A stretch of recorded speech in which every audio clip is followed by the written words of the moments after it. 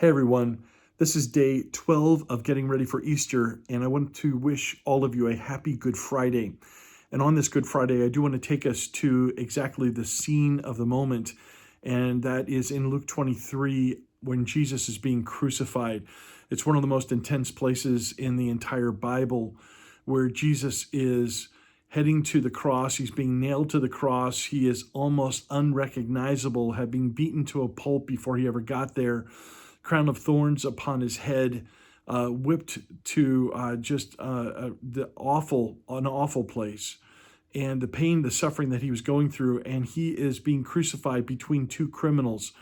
He who had no sin took the weight of the world, the sin of the world, on his own shoulders, and he is being crucified between two people. The one on his left hurled insults at him and said, "If you're the Messiah, if you're the Christ, save yourself, save us."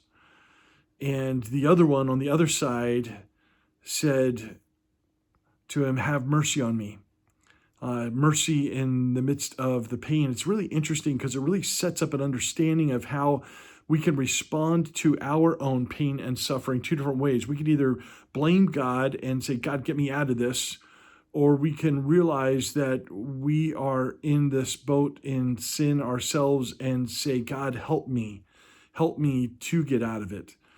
What's interesting is that in the midst of the one on his right who asked for mercy, Jesus responded to him and said to him this powerful statement.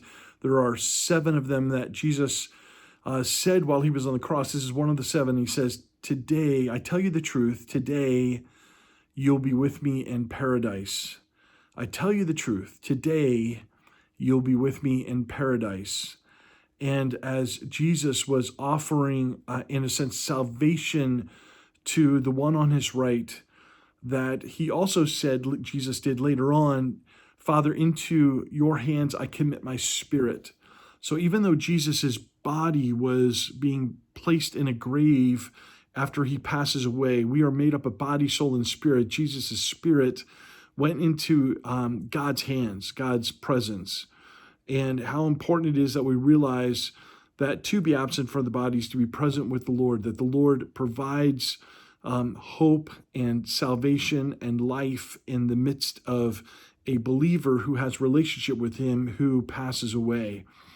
And so this guy, in the very last moments of his life, while he's hanging on the cross, he asks for mercy. It also reminds me that in the midst of Jesus's pain, Jesus was still doing ministry while he was on the cross. He cared about people, and he cares about you, and he cares about me. And on this Good Friday, may the Lord provide life as we ask for mercy. Ask him for that mercy today. Build that relationship with him, and he will provide that life for you. That's day 12 of getting ready for Easter.